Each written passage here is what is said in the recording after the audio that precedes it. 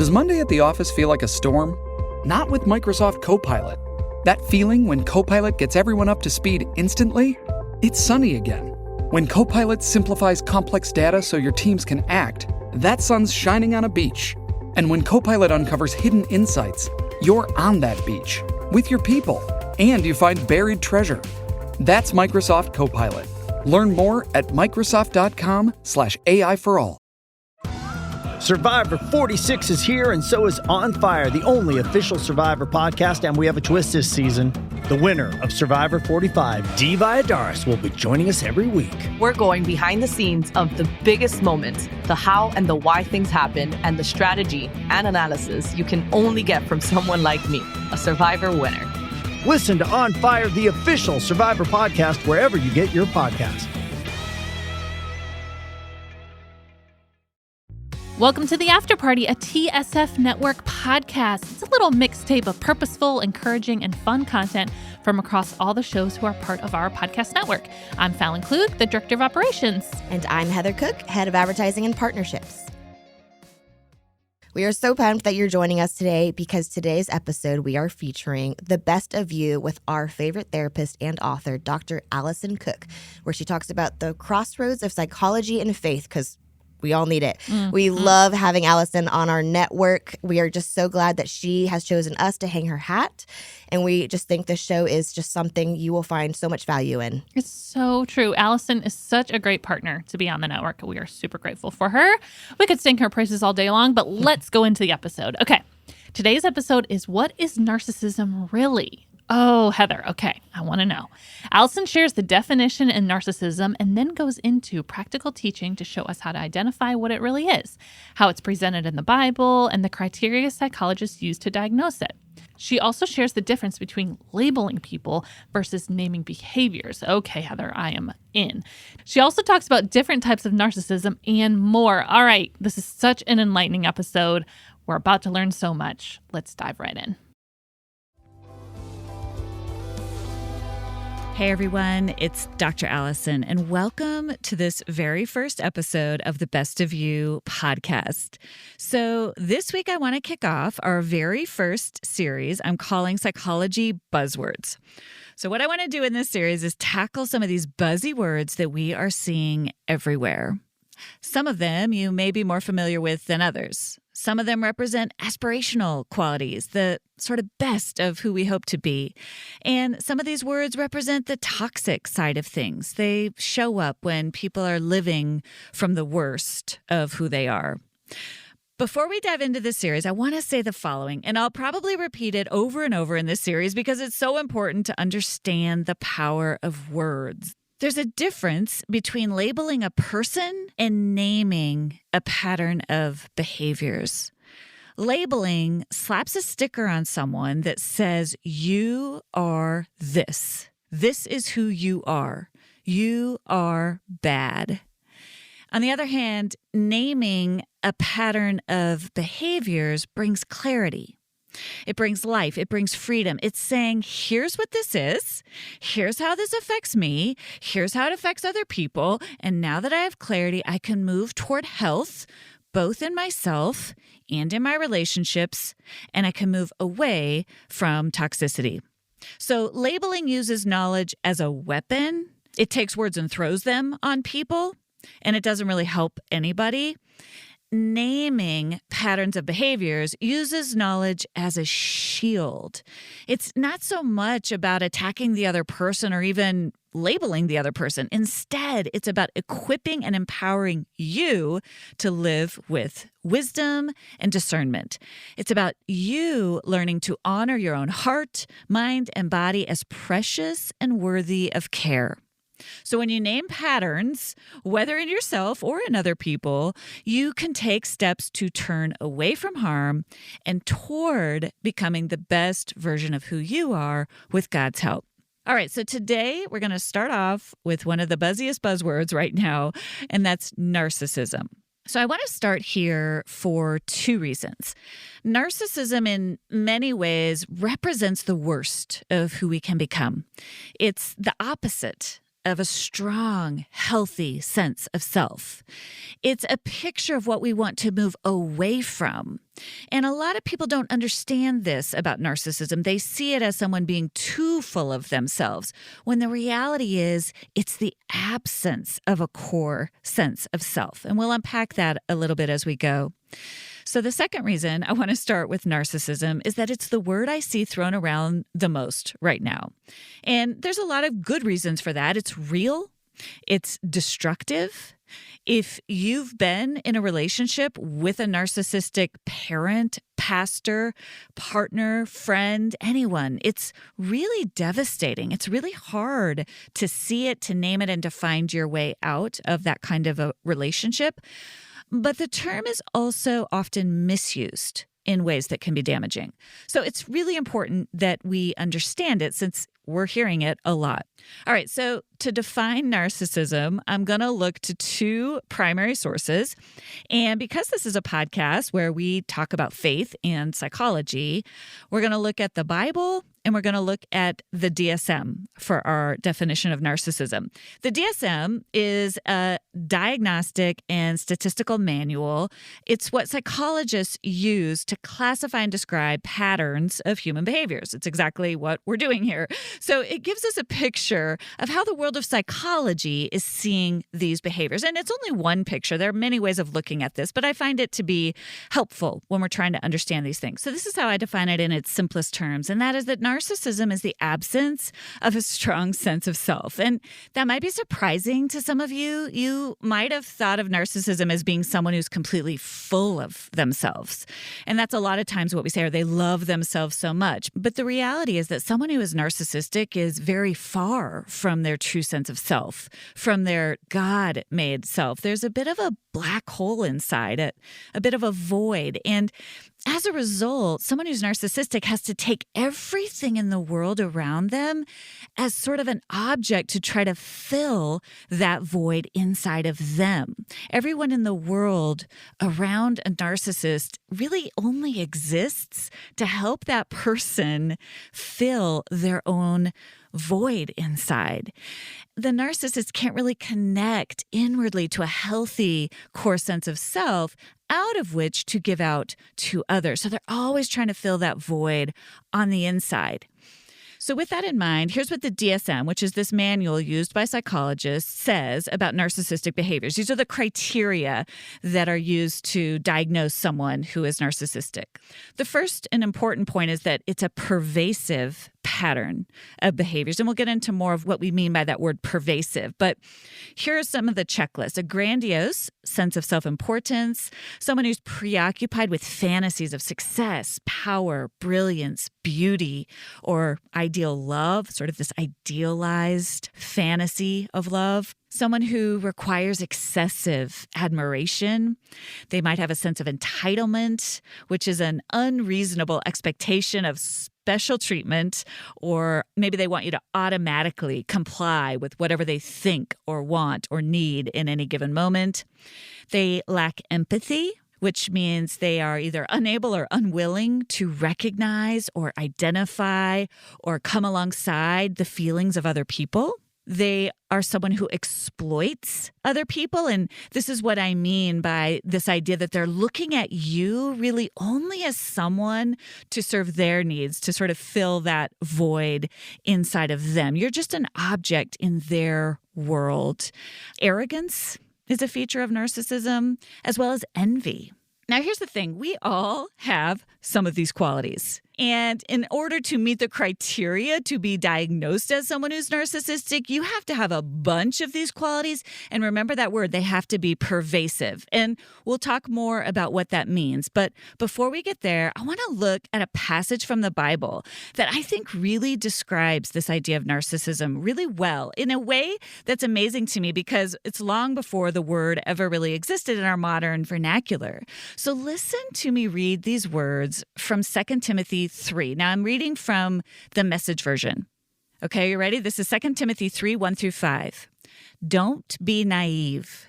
There are difficult times ahead. People are going to be self-absorbed, money-hungry, self-promoting, stuck up, profane, contemptuous, crude, coarse, dog-eat-dog, unbending, slanderers, impulsively wild, cynical, treacherous, ruthless, bloated windbags, addicted to lust, and allergic to God. They'll make a show of religion, but behind the scenes, they're animals. Stay clear of these people. So that's from the Message version, again, from 2 Timothy 3. I'll link to it in the show notes. But it's so striking to me. There's a way in which nothing is really new under the sun. You're going to find that as we dig into this podcast. All these psychology buzzwords are in many ways new words for old behaviors as old as the sun. So another thing that's interesting to me is N.T. Wright's translation of this very same passage uses the phrase, people will be in love with themselves, and there will be a pattern of godlessness. Now, again, this idea that people are in love with themselves, not so much because they actually love themselves in that way that we're supposed to care for ourselves, but they're just in love with this idea of themselves because there's such a void at the center. And so there's no real ability for love to flow vertically and horizontally. They're only able to bring love toward me inwardly. I can only bring the love in. I don't have anything on the inside from which to pour out to others. That's the narcissist. Okay, so there's a lot to unpack here. So I want to start, I just want to pull out 3 different things from what we just read. Number 1, this idea, don't be naive. Don't be naive in this world. And you know this, you're listening to this episode, so you're obviously interested in this idea. You know there's toxicity in our world. I wish there wasn't. I wish I could get on here and talk about nice, happy things all the time, and I promise we will. But it's real.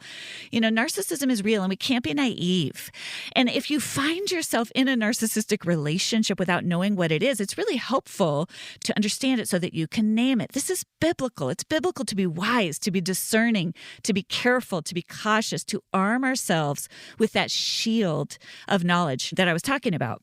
The other thing I want you to pay attention to is this idea of patterns of behaviors. Both in the DSM and the Bible, there's this emphasis on patterns. This is so important. It's not just a one-off.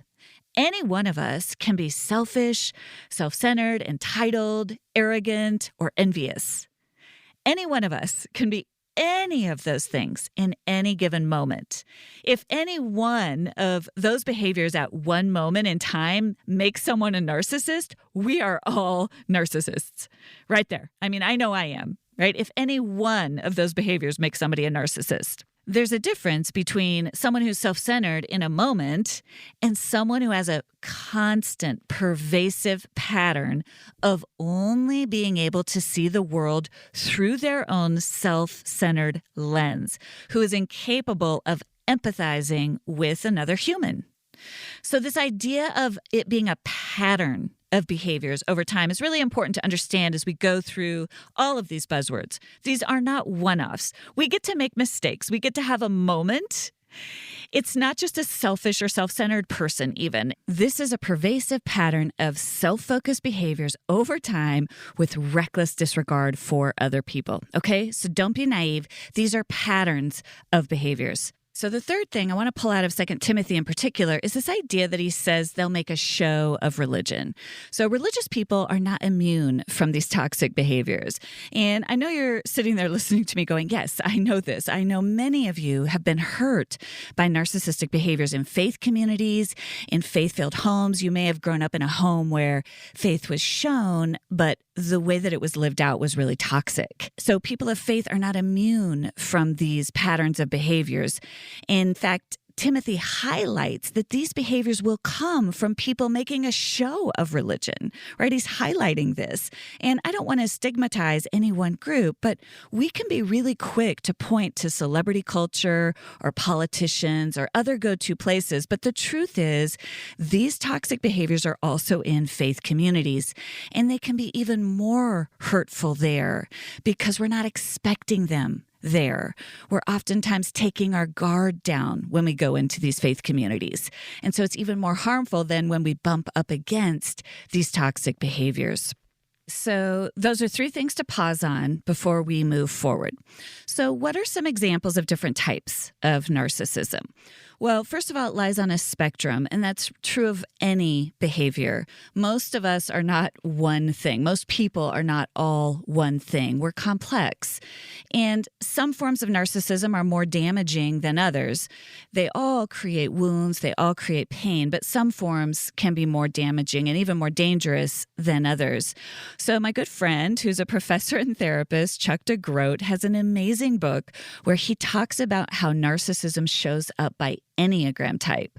So for those of you who are Enneagram enthusiasts, please check out that book. It's fascinating to see the ways he describes the different numbers and how narcissism shows up. This episode is brought to you by Paramount Plus. Get in, loser! Mean Girls is now streaming on Paramount Plus. Join Katie Heron as she meets the plastics in Tina Fey's new twist on the modern classic. Get ready for more of the rumors, backstabbing, and jokes you loved from the original movie with some fetch surprises. Rated PG-13. Wear pink and head to ParamountPlus.com to try it free.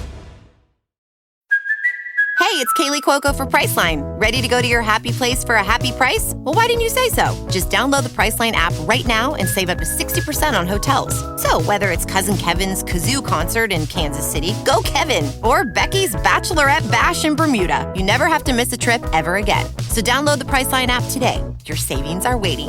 Go to your happy place for a happy price. Go to your happy price, Priceline. The book is called When Narcissism Comes to Church, and he talks a lot about how narcissism shows up in faith communities specifically. But Chuck says there are many faces of narcissism, and with that in mind, I want to paint a picture of a couple of different types of narcissism and how these may have shown up in your life. So I'll start with what I call a more benign narcissist.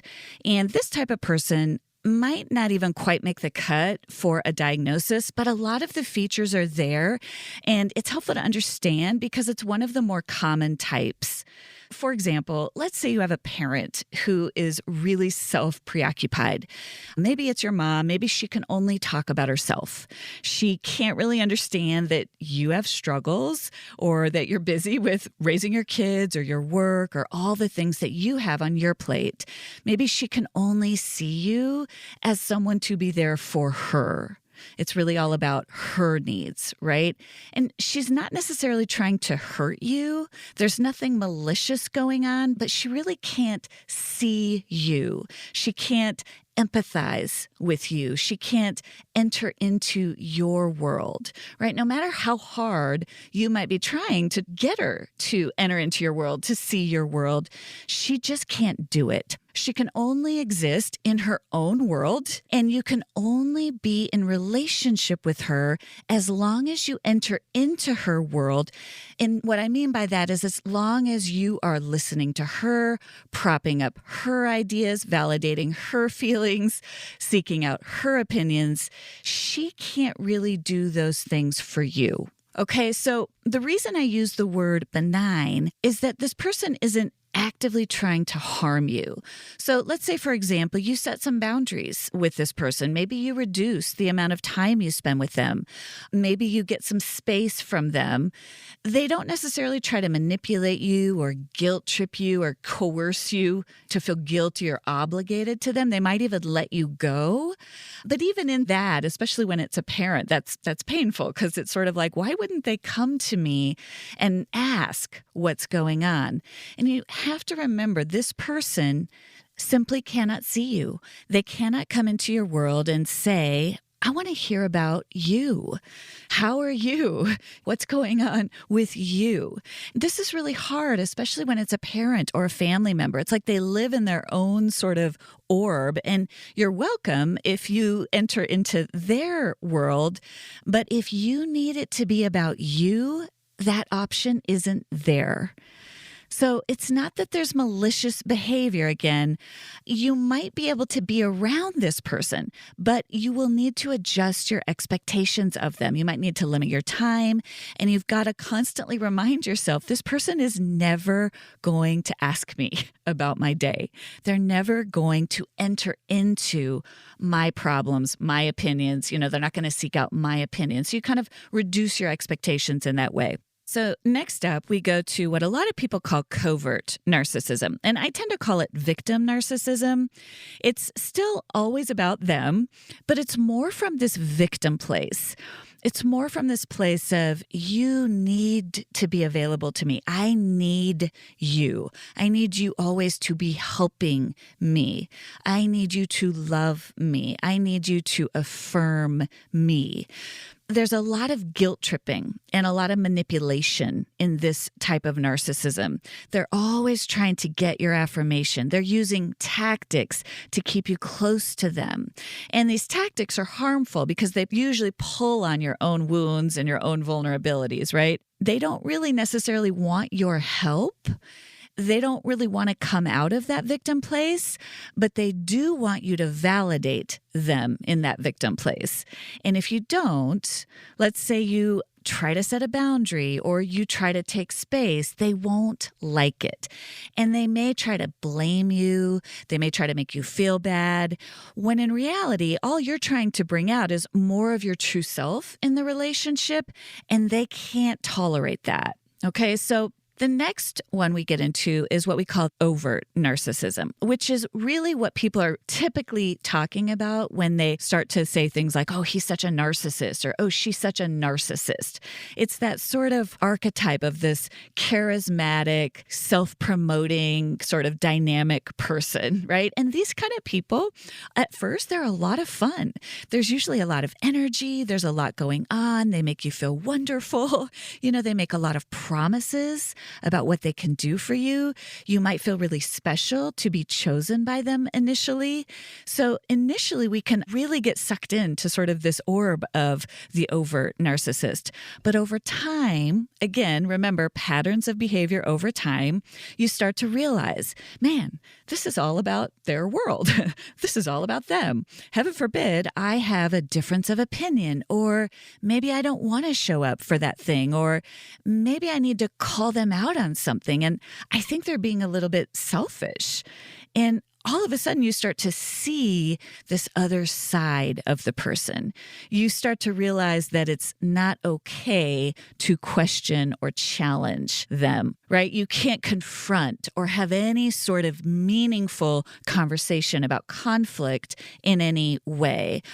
It all goes really, really well with this type of person as long as you stick to their terms. All right. So this is when a lot of us get sucked into, and it can feel really bad about yourself because you're like, why didn't I see it earlier? But I want you to remember, again, these are patterns of behavior. So initially, this person is really wooing you. It's really fun. There's a lot going on. And it takes a minute to see behind, sort of peer behind the veil and see what's really going on underneath. All right. Last, we move into this most toxic kind of narcissism, what we call malignant narcissism. Now, these are folks at whatever point you cross them, at whatever point you challenge them, whether it's their leadership or maybe their victim narrative, they're going to come after you. So, and that's what we mean by malignant. There's going to be malice. There's some malignant intent here. So, for example, you might start to notice, man, I really love how dynamic this person is. They're motivating and captivating, but I'm seeing some things behind the scenes that are concerning me in the way that they're treating other people. It sort of feels like maybe they're not thinking about how their actions are affecting others. And when you start to see that, and if you start to point it out, they're not going to like it. Their core sense of self can't tolerate that kind of disagreement, right? That kind of difference, that kind of differentiation. That's what psychologists call when you start to insert some difference. You bring your own self into the picture. You differentiate from that person. They can't tolerate that. They can't tolerate you calling them out, and you'll be punished if you do that. You'll be punished if you don't abide by what they perceive to be their needs, their demands, what they've dictated to be the way things are going to be. And this is where it can get really destructive. It can get really hard to get out of these kinds of relationships, especially in a marriage or maybe even a church community or a family member, in any type of committed relationship where there's been some investment on your part, because they're going to use things against you. They're going to take things they know about you and use them against you. And it's really, really toxic. So I want to touch on next a little bit, just quickly, on where does narcissism come from? So I've really come to believe that shame is at the root of narcissism. And so this can happen when a child either had no attention and were completely neglected, so they didn't get the healthy mirroring. This idea of mirroring is the idea of parents kind of holding up a mirror to a child to help a child see themselves. That's really healthy when a child is young. That's what we need when we're young. So if you didn't get that, you don't develop that healthy sense of self. And then on the other extreme, this can happen when children are sort of overindulged and no boundaries are ever set. They're never taught how to see some of their blind spots, how to see some of their shortcomings, which is also really important. So either extreme can really create this situation in which nobody's ever taught this child, hey, sometimes you get it wrong. Sometimes you've got to be able to tolerate somebody disagreeing with you, somebody not liking the way you do things, somebody giving you input. You've got to learn to tolerate challenges. You've got to learn to tolerate other people's boundaries, other people's yeses and nos. You've got to be able to say them, and you've got to be able to tolerate them from others, right? And so if this isn't taught, if this child never learned this, whether they were overindulged or whether they were neglected, there's a lot of shame at the root where they don't know how to tolerate. They've never built up that core sense of self to tolerate somebody coming into their space and introducing difference, introducing another perspective, introducing maybe healthy confrontation or a healthy boundary. And in their desire to avoid that shame, that sort of void inside that's been filled in with shame in the absence of any healthy messaging, they're really quick to turn things around and lay that shame right back on you. And spoiler alert, this is our topic next week. We're going to get into their favorite tactic to use, which is gaslighting. So you might even think of narcissism as people who are stuck in those very early stages of development. And that's where there's so much shame there, because it's kind of like a little child inside the narcissist, a really young child that has never been able to grow into a healthy, mature adult who understands boundaries, who understands distinction between myself and others. So remember, narcissism isn't a strong sense of self. It's the opposite. It's the lack of that whole sense of a healthy self. So I want to move into how does it affect us? What's it feel like to be in a relationship with someone with these patterns? Because many of you listening have probably been hurt by someone or are maybe even wondering if you're in a relationship like that. So here's what it can feel like. You start to find yourself in a world where you don't exist. It's like you're looking around going, I'm in this relationship and I don't exist in this relationship. I only exist insofar as I'm mirroring back to them what it is that they think, what it is that they need. I'm validating their feelings constantly. And you can start to feel a little crazy, almost like, what's wrong with me? Like, why can't I make myself heard? Am I not explaining myself clearly enough? Am I doing something wrong? Am I not standing up for myself enough? Because they can't enter into my needs or honor my opinions. They can't hear me. They can't have a healthy dialogue. They can't have this kind of conversation where you might say, hey, here's what's hard for me. And then maybe there's an exchange. When two healthy people come together, it goes kind of like, here's what I need. here's what I'm struggling with. And then the other person listens and they might say, okay, I get that. I hear you. I understand. Here's how I see it. Here's what I need. And then two healthy people come together and negotiate through those differences. But with a narcissistic person, you can't do that. You can't have that kind of healthy communication. As long as you're gazing upon them, as long as you're building them up, as long as you're listening to the way they see the world, the relationship is good. But if you take a second look, if you show any difference, if you question something, if you say, I'm not sure I agree with you on that, I'm not sure I want to do it that way, or I think I need to set a boundary here, they can't tolerate that.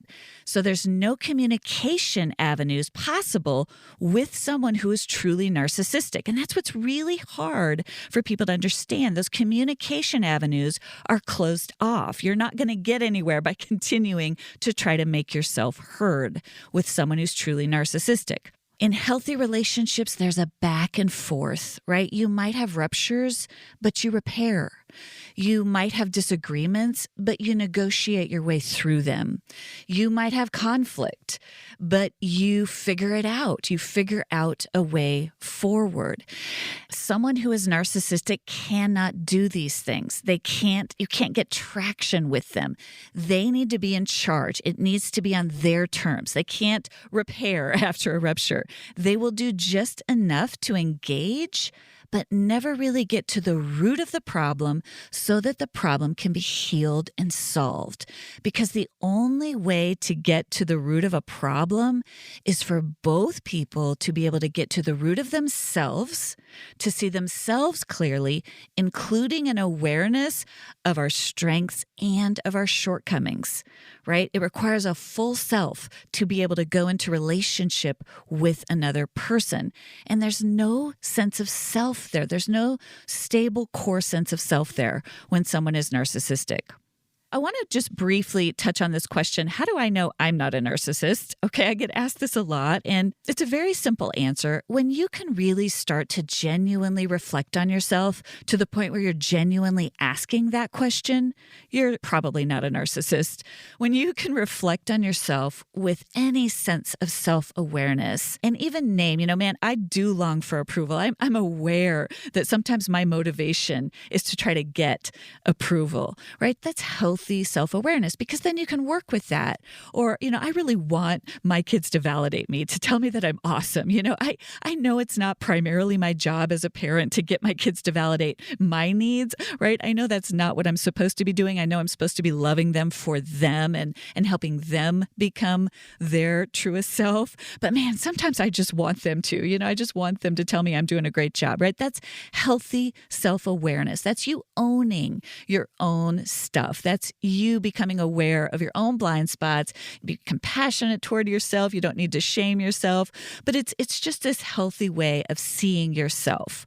So we all have to be doing the work of looking inside our own hearts. I mean, every single one of us, if you're a church leader, a pastor, a politician, a parent, a celebrity, whatever your situation is in life, you have to be doing the hard work of looking inside your own heart, because we can all move toward narcissistic tendencies. We can all move toward trying to get our own gaping wounds healed by manipulating others, by trying to get other people to see us a certain way instead of trying to be who we really are with God's help. We have to do this work of really being vulnerable about where we're struggling, about where we need validation, about where we notice when we're being a little bit entitled or when we're trying to manipulate someone else, trying to get them to do what I want them to do instead of asking someone directly for what I need and letting the other person be an adult and respond how is best for them, right? We all have to do this work to stay on top of ourselves, to notice, when am I loving feeling the spotlight? And when do I need to practice stepping back out of the spotlight to make sure that that desire isn't getting the best of me? Or when do I need to make sure that I'm lifting up others' voices, that I'm not making it all about my voice? So we want to be looking for people who are doing that work. It's not that they're perfect. It's that they're doing the work of growing in self-awareness. They're doing the work of showing up. And here we're going to go with the opposite of the patterns that we want to be looking with. We want to be looking for consistent patterns of kindness, of humility, of goodness, of self-control, of patience, of gentleness, of faithfulness, of peace, right? These are the fruit of God's Spirit. These are the fruit of the Spirit from Galatians 5. And we want to be looking for people who show that they know how to live from this place of being loved, of having received kindness, of having received goodness, but they have something to pour out to others from that place of wholeness inside. And that comes through self-awareness. That comes through facing our stuff. We learn to be good to ourselves even when we have really blown it, right, in the moment. Because when we learn how to do that for ourselves, when I learn how to go, man, I was just so manipulative right there. I cannot believe myself, but I can be kind to myself in that. I can forgive myself. I can be patient with myself as I grow. That's cultivating a whole sense of self. And then guess what? When someone else comes to me and says, hey, I noticed you were a little off yesterday, I can take it because I've learned how to take it inside of myself. I've done the work. So the difference between health and toxicity is the ability to reflect on your own behaviors honestly and to be able to come to the table and say, this is where I am. This is what's going on inside of me. And I'm okay with that. I'm okay with where I am right now. I want to grow. I want to change. Do you want to do that work with me? Can we do that work together? The more we do this work inside of ourselves, the more we will recognize the kind of people who are also doing this work. And we'll begin to move away from toxicity and more toward health. Okay, so what's the antidote to narcissism? It's becoming your truest self in God. It's not becoming less of yourself. It's becoming more of your truest, deepest, best self. And it starts by doing the work of looking inside. It's learning how to grow strong inside, learning who you really are, the things you like, and some of the things you don't. And it's welcoming all parts of you to the table in partnership with God, because as you become truer and truer, as you become at peace with the real you, the best of you, and sometimes the worst of you, as you learn to acknowledge all parts of you and you bring God into that and you learn to show up for yourself with these qualities, with gentleness, with patience, with humility, with kindness, you grow this beautiful sense of self, this beautiful soul, and you start to show up for other people in that way. And you start to notice the kind of people who can show up like that for you. It's not that people are just showing up telling you how great you are. It's that people can show up with you, and with kindness and with compassion, you grow together. Okay? So keep doing this work. Get to know yourself. Keep getting honest with yourself. It's such rich work. It's the best kind of work. It's the fruit of a soul that's known. And there's so much peace in that. And there's so much freedom in just being able to know yourself, know the good stuff, know the bad stuff, know that God knows it, have a few safe people who know it. And there's so much freedom in that. And when you do that, you bring life to yourself and you bring life to others. You empower others to do that work too. This is freedom. So I just want to close today by saying, if you've been in a narcissistic relationship, or if you are currently wondering if you're in one, I first want to say there's no shame in that. A lot of people get sucked into it. It's really easy to be duped and to get sucked into one of these. There's no shame in it. It's really also hard to extract yourself. So first of all, just name those behaviors. If you're seeing the signs and if you're wondering if you are in a relationship with someone who's narcissistic, first just name those patterns of behaviors with yourself and with God. Because remember, naming is clarifying, right? And then I want you to find safe places. You're going to need to find support and safe places where you can show up as your true full self. And it could be a therapist's office, it could be a group of friends, but you'll need to find a place where you're really seen and where you can begin to build up that core sense of self so that you begin to disentangle from some of these tactics that that person might be using to try to disrupt you and to make you feel crazy. You often need to get help outside of the system. So remember when I was saying you're not really able to communicate with that person anymore, you've got to get support from outside of that relationship to help you see more clearly how you can disentangle from the toxicity and craft a plan to help you move forward, okay? So we'll circle back to a lot of these topics, but remember to name it, be gentle with yourself, and get support. Get support. I'll link to some places where you can do that in the show notes. All right, to close our episode out today, I want to close every episode with a question and a challenge. The question is, what brings out the best of you? And this week, I want you to think about this question, especially if you're someone who's been hurt by a narcissistic relationship. I want you to think about these questions, okay? Where do I feel most alive? Where do I feel most myself?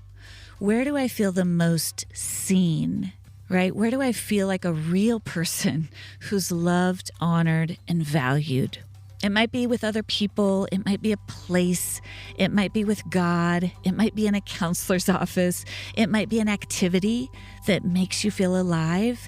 But I want you to notice and I want you to move toward that. Because as you heal and you move toward what brings out the best of you, you will begin to disentangle from these toxic relationships and you'll begin to find your way into a healthier, more wholehearted way of being, into the best version of who God longs for you to become. So I just want to leave you with this reminder today. When you move toward health, when you move toward becoming the best of who you are, you set yourself free. And as you set yourself free, you will set everyone around you and this world free too. Thank you so much for joining me today, and I will see you here next Thursday on The Best of You.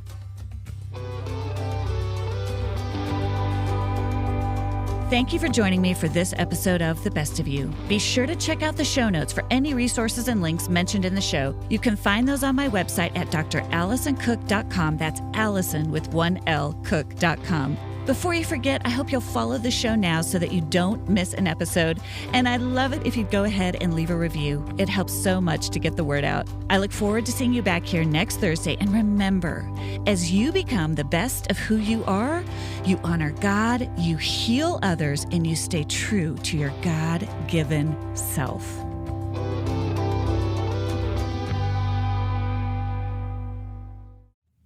That was so good. Thank you so much for listening. Don't forget to check out The Best of You by searching for the name in your favorite podcast listening app.